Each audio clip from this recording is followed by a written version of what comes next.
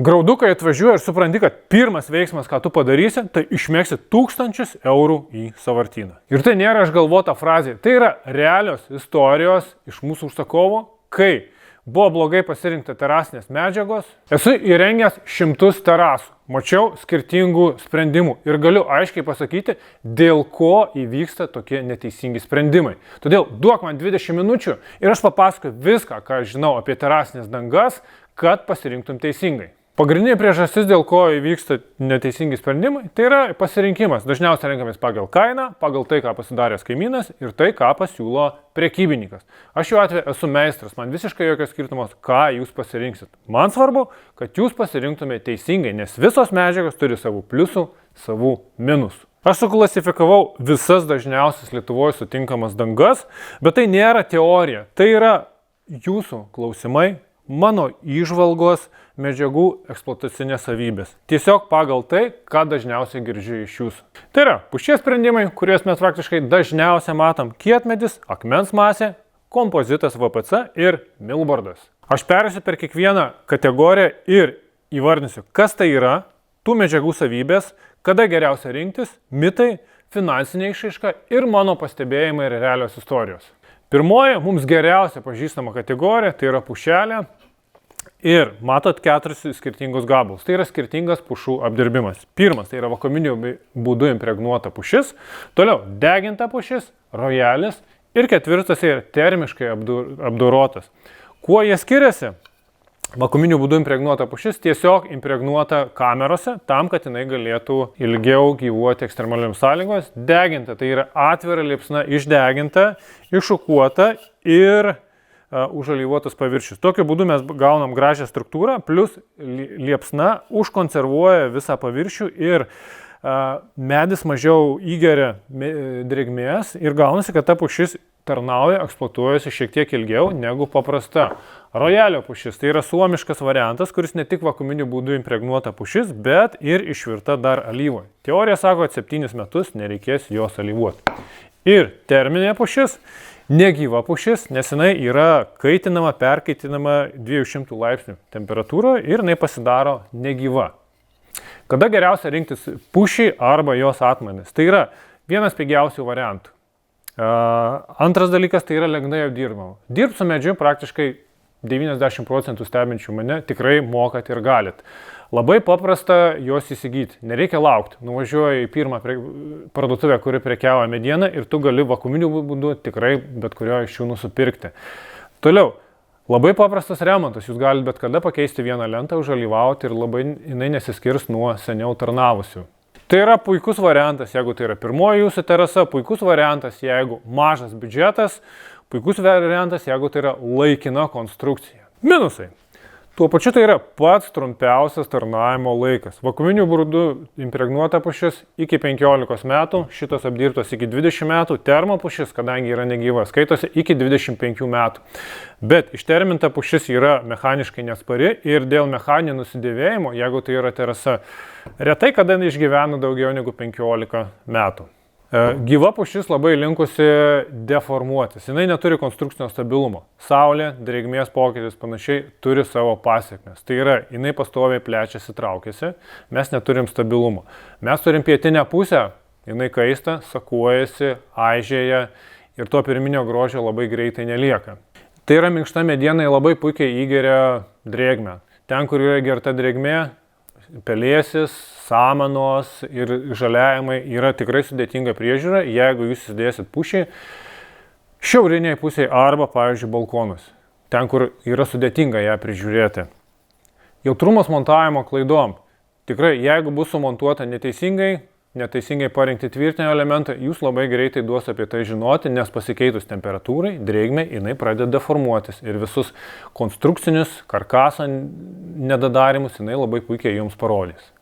Dėl šitų savybių pušį nerekomenduočiau dėti aukštos klasės objektuose, ten, kur yra intensyvi eksploatacija arba, pavyzdžiui, tikimasi, kad 20 metų nieko nereikės daryti, nes visi pušiniai sprendimai reikia kiekvienais metais alyvuoti. Gyvi pavyzdžiai yra tokie, kad rojalis 7 metai nereikia alyvuoti, tai yra oficiali gamintojo versija, mano pirmą terasą alyvavo po pusės metų, nes išbluko, papilkėjo ir tos grožio nebeliko.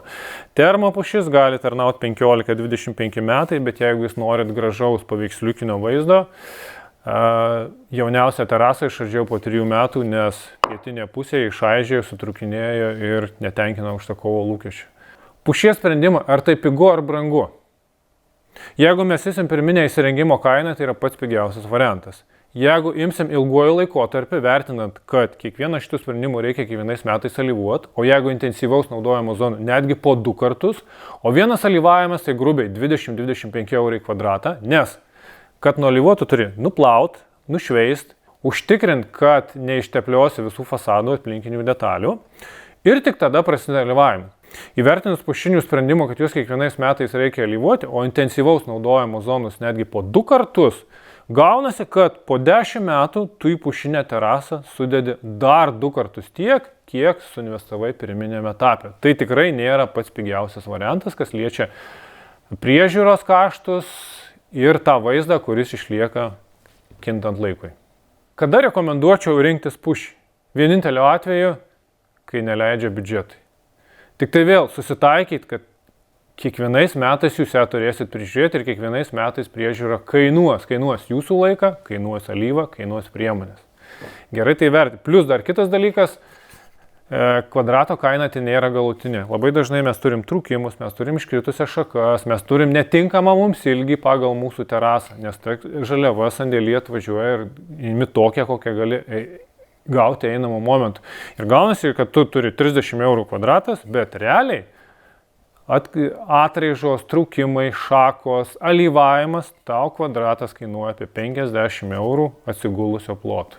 Naudodami progą, bičiuliai, aš dabar darau bendrą apžvalgą, bet aš lygiai taip pat darau asmeninės konsultacijas, kad aš važiuoju pas jūs į vietą, žiūriu, ką jūs turit, girdžiu, ką jūs norit, pasakojam visas medžiagas ir priimam jums labiausiai atitinkantį sprendimą.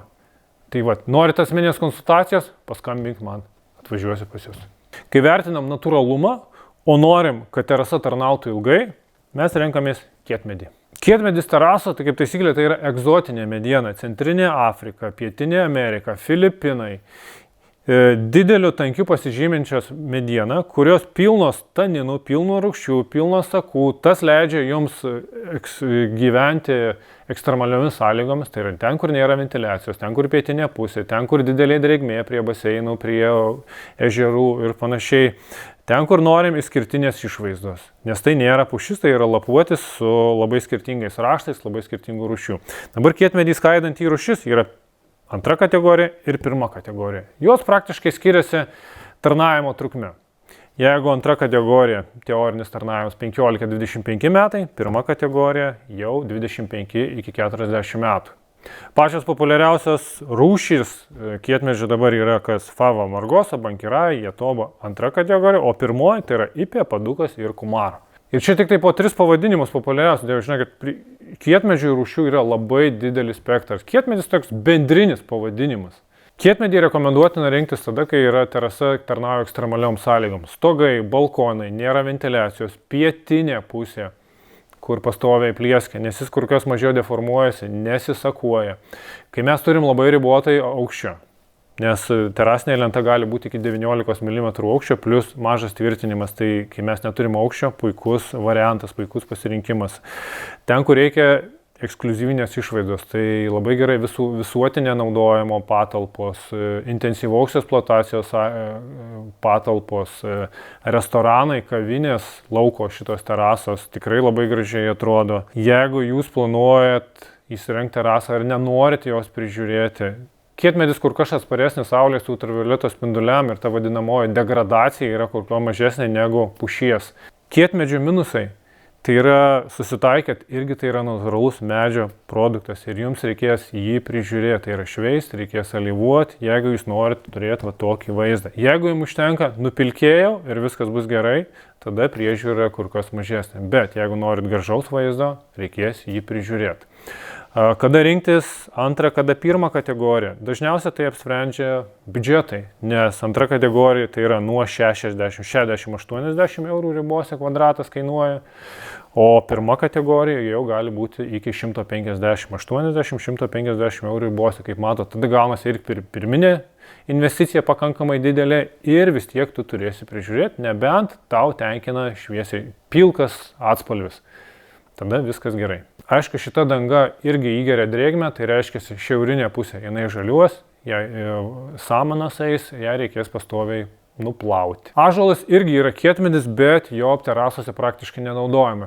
Tai yra, jeigu lygint ąžuolo tankį, tai jis yra labai artimas šitiem kietmedžiam, bet lygint jo atsparumą, puvimui, jo gyvavimą ir reagavimą į lauko sąlygas, tai yra jis atitinka trečią kategoriją, skaitosi iki 10-15 metų. Ąžuolas kur kas greičiau sensta, aižėja, skirtingai labai aižėja, galuose labai trūkinėja.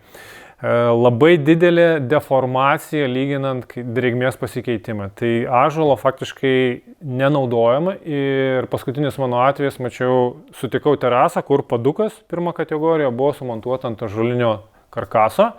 Po 10 metų terasinės lentos atrodo puikiai, karkasas visiškai pasileidęs. Tai ąžuolas tikrai netarnauja tiek, kiek egzotinė mediena, nors pagal tankį mes jį galėtume priskirti kietmedžio kategorijai. Nesu sutikęs medinės terasos, kuri išgyventų savo teorinį laikotarpį. Dažniausiai tai yra karkaso klaidos. Tai tą patvirtina ir ChatGPT, kai aš ruošiausi šitam video, aš dariausi analizę, visas medžiagas, siūliau panalizuoti viską. Visur prie šitų tvarių sprendimų, nesvarbu, ar tai pušis, ar kietmedis, ar VPC, sąlyga, tvarkingas karkasas, montavimo klaidų nebuvimas. Tai yra iš principo esmė ten, kas lieka po terasinė lenta, ko jūs, kaip užsakovas, niekad nematysit. Judėkim toliau. Akmens masės ir porceliano plytelės. Dažnas klausimas, akmens masė ir porcelianas, ar tai du skirtingi? Ne, iš tiesų tai yra ta pati keramika, suspausta ir išdegta aukštoj temperatūrai. Skirtumas galbūt tik tai yra techniniuose parametruose, kurie irgi yra labai nežymus, bet porcelianas visada asocijuoja su aukštesnė kokybė, su dideliu formato tikslumu, didesniu kietimu, didesniu atsparumu mechaniniam trikdžiam ir mažesniu drėgmės įgeriamumu. Bet iš principo tai yra labai panašu. Plytelių yra labai įvairių raštų, labai formatus didelis pasirinkimas, bet dažniausias tai yra 60-60, 60-120, 90/90 formatai. Tai yra populiariausia mūsų, ką mes naudojame. Labai atsparus ultravioletui, praktiškai spalva nekinta. Labai didelis konstrukcinis atsparumas. Tai yra labai didelis atsparumas temperatūrų pokyčiams, drėgmės pokyčiams ir puikiai tinka stogai, ten kur didelis karštis, balkonai, kur nėra ventiliacijos. Puikus pasirinkimas tiem, kurie nori susidėjau ir pamiršau. Visiškai jokios kosmetinės priežiūros, tik tai šešėlis, samanos, žaliavimai. Reikia sustaityti, kad tai jau reikės nusiplauti. Bet čia lygiai kaip ir su mašina. Jeigu išvažiavai į gatvę, žinau, kad reikės kažkada ir į plovyklą nuvažiuoti. Plyteles labai lengva suderinti su vidaus plytelėm. Didžioji dalis gamintojų, kurie daro vidaus plyteles, daro ir lauko plyteles. Ir jeigu jūs vidui pasirinkot ir nori tą patį akcentą pernešti į lauką, tai yra labai puikus variantas, nes tos pats gamintojas gali jums pateikti ir lauko plyteles. Mitai apie plyteles, kuriuos aš vis dar girdžiu, tai yra jos slidžios. Tai nėra vidaus plytelės, jos yra gurblėtos paviršius ir sudrėkusios jos savęs nėra tokios slidžios, kaip, pavyzdžiui, glazūruotos vidaus plytelės. Žiemą ant jų yra slidžiau.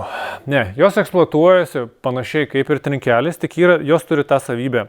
Jos kaip prikauja temperatūrą ir jeigu yra staigus pasikeitimas, šalta, plytelė šalta, atšilo. Reiškia, ant plytelės kondensuojasi drėgmė ir ta drėgmė momentaliai šala.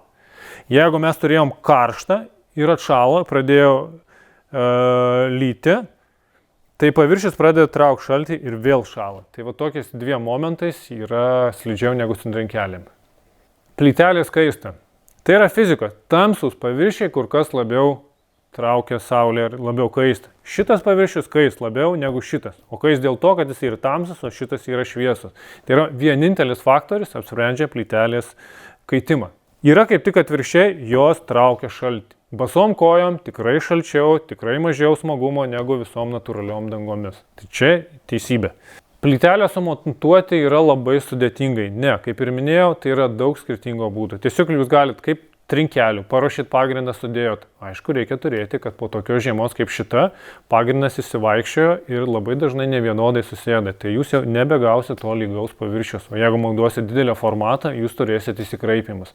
Galima dėti ant pjedestalų, galima ant aliuminio karkaso, kaip terasas.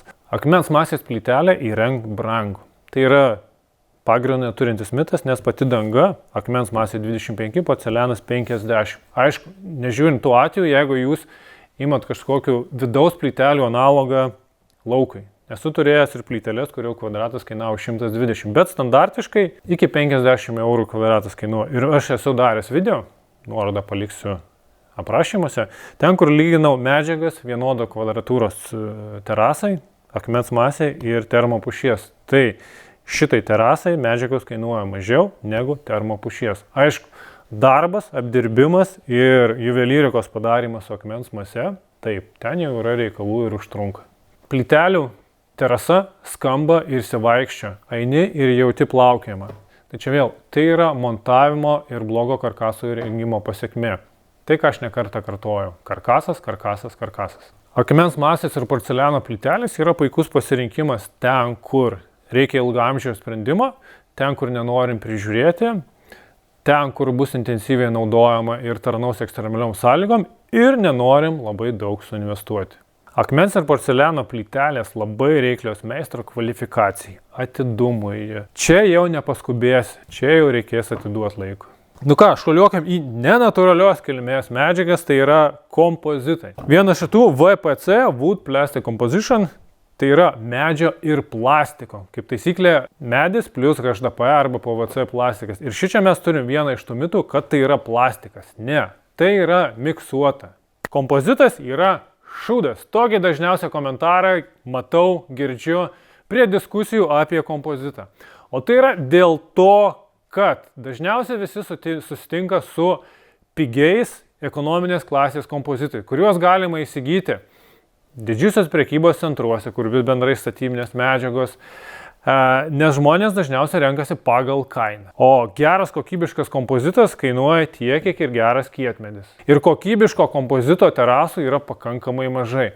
Antras labai svarbus dalykas tai yra montažo klaidos. Tai yra ne medis ir reikia įvertinti, kad nuo temperatūros jisai vaikšto. Jeigu karkasas ir lenta skirtingai reaguos į temperatūrą, mes turėsim jų nesusikalbėjimą. Tvirtinimo elementai irgi labai didelę reikšmę daro. O kadangi didžioji patirtis yra su ekonominės klasės kompozitu, tai mes turim kintančią spalvą, sako, nusipirkau, sudėjau rudą, nublanko. Taip, turim nestabilumą lentos, tai yra užkaitino pietinė pusė, jinai susisuko, susideformavo, nes labai dažnai pigiuose naudojamas perdirbamas plastikas ir jisai viduje yra ne vienalytis. Tai keičiantis temperatūrai viduje ten pradeda pas jį skirtingai reaguoti. Trečias dalykas, didžioji dalis pirminių kompozitų buvo tuščiaviduriai. Tai reiškia, jie buvo kur kas mažiau atspari taškiniam apkrovom, labiau reaguodavo į temperatūrą, žiemą skilnėdavo, trukinėdavo, vasarą įkaista, išlinksta, montavimas būtinas su nuolydžiais. Iš pradžių montuodavo be nuolydžio ir viduje kondensuojasi drėgmė, kuri žiemą sušala, suplėšo lentą ir pavasarį mes turim išbyrėjusią terasą. Kompozitas yra plastikas. Ne, tai yra sudėtinė medžiaga, medis plus plastikas. Tai yra imam plastiko dulkes, imam medžią, jisai sumaišomas tarpusavyje, įdedama plastifikatorių, rišiklių, antibakterinių priedų, spalvų, kad turėtų. Ir perleidžiame per matricą ir mes turim tą lentą. Ir šita lenta pasižymi tiek plastiko, tiek medžio savybėm. Kompozitas yra kur kas atsparesnis ultravioletui, deformacijai, yra vienodiškesnis, modernesnis sprendimas negu natūralios medienos. Ir nagrinėjant kompozito elgesį reikia turėti omeny. Jisai turi plastiko, tai reiškia, pas jį yra deformacijos, yra kur kas didesnės negu medžio. Bet jis turi ir medžio, tai reiškia, jisai reaguoja į saulę, jisai keičia spalvą, bet yra 3-6 mėnesiai spalvos stabilizavimo arba aklimatizacijos periodas, kada medis sureaguoja, medis matantis saulę, sureaguoja ir įgauna savo tą ilgalaikę brandą. Jis yra įgeriantis paviršius. Jeigu bus drėgmė, taukai, šiaurinė pusė žaliuos. Todėl bet kokiu atveju sako, kad nereikės prižiūrėti, bet jį tikrai reikia plauti, jį reikia valyti ir periodiškai reikia nulyvuoti, uždaryti poras, kad jis kuo mažiau įgertų. Jeigu norit mažesnės priežiūros, yra uždaro tipo kompozitai dabar, tai yra ta pati šerdis, kaip medis plastikas, perspausto farmacijos, bet paviršius yra padengtas PVC plėvele. Ką tai duoda?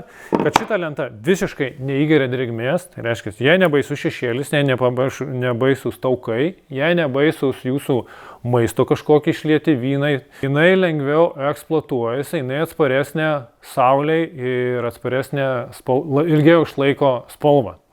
Bet jinai galbūt yra šiek tiek jautresnė įbrėžimam, tie dideli įbrėžimai matosi. Aišku, yra problema, yra priešnodis, yra fenai, galima tuos dalykus išsivalyti. Tai yra modernus šiuolaikinis sprendimas ten, kur jūs norit mažiau priežiūros, ten, kur jums reikia vizualinės švaros, nes jums išspaudė ir visos lentos yra vienodos. Pasirinksit vienspalvę spalvą, visos bus vienodos. Pasirinksit margą, vienodai margos. Ilgis, jeigu jūs nusipirkot 4 metrų, reiškia, visas galite planuoti 4 metrai, ten 3,9,8. Su mediena, turėk omeny, bus įtrūkimų, bus suaižymų, jūs iš šakų ir skaitosi iki 50% reikia medieną atmesti kaip atriežas. Šičia viskas gali būti naudojama. Tai yra kur kas efektyvesnis medžiagos išnaudojimas. Geras kokybiškas kompozitas yra puikus sprendimas tiem, kas nenori priežiūros, kas nori malonumo kojai, ilgalaikio sprendimo, be kažkokios didesnės priežiūros ir kasmetinių investicijų į atnaujinimą. Kas geriau, medis ar kompozitas? Kompozitą renkamės, kai nenorim priežiūros. Medį mes žinom, kad reikės prižiūrėti. Ir pavyzdžiui, jeigu po 3 metų jūs turit pušinę terasą, jūs ją apleidot, bet užėjo noras ją atnaujinti. Jūs tikrai galite nusiplauti, galite nušlifuoti ir vėl turėti paveiksliukų. Ir mes tokiu atveju turėjom ne vieną, ne 2. Jeigu sudėsit ekonominės klasės kompozitą, blogai bus sumontuota, neatsižvelgta eksploatacijos sąlygos, tos lentos gali tiesiog subirėti, suaižėti ir jos bus netinkamos eksploatacijai. Ir po 3 metų sprendimo atnaujinti jūs neturėsit. Jūs ją tiesiog turėsit išmest ir pirkti naują. Tai kas liečia ekonominės klasės sprendimus, kompozitas ar medis, vienareikšmiškai medis. Apibendrinus, kompozitas labai geras tinginio variantas, ypatingai uždaro tipo ir kokybiškas, bet tai jau yra vienas iš brangesnių sprendimų, nes kompozito kaina uždaro tipo gali svyruoti nuo 100 iki 160 ir daugiau eurų už kvadratą. Plius šitai terasiniai dangai jau reikalingas aliuminis karkasas. Jau vien aliuminis, kad padaryti visus pagrindus, jums kainuos apie 120-130 eurų. Kompozitas labai puikus pasirinkimas ten, kur noriu ilgalaikio sprendimo, nenoriu kasmetinės priežiūros, reikia kažkokios išskirtinės išvaizdos, nes galit pasirinkti raštą, spalvą, daug dalykų. Aišku, tai nėra pigus sprendimas, tai yra vienas iš brangiausių pasirinkimų. Tačiau, kaip ir minėjau, visada reikia vertinti įrengimo kaštus plus per visą eksploatacijos laikotarpį patirtus priežiūros išlaidas. Jeigu jisai tarnaus 25 metų ir jums nereikės visiškai priežiūrėti arba priežiūra susidės tik taip nuplovimas su vandeniu, tai po 20 metų tai bus vienas iš pigiausių jūsų padarytų pasirinkimų. Ir galiausia, milbordas. Irgi tai yra kompozitas, kuris visiškai neturi natūralių medžiagų. Jis sudaro 2 sudėtinės dalys, tai yra pagrindas ir paviršius. Šerdį sudaro poliuretanas, stiklo pluoštas ir akmens masė. Tai yra tai, kas visiškai nereaguoja į drėgmę ir į temperatūrinius pokyčius, o viršus yra elastanas, į kurį yra spaustas ąžuolo raštas. Ir milbordas yra puikius pasirinkimas ten, kur reikia išskirtinės išvaizdos. Nes labai dažnai žmonės net neskiria, kad tai yra nenatūralus medis. Tai yra medžiaga, į kurią sudėta viskas, kas yra geriausia. Tai yra išskirtinė išvaizda, mes turim natūralaus ąžuolo raštą, kur praktiškai net sunku atskirti, kad tai yra natūralu.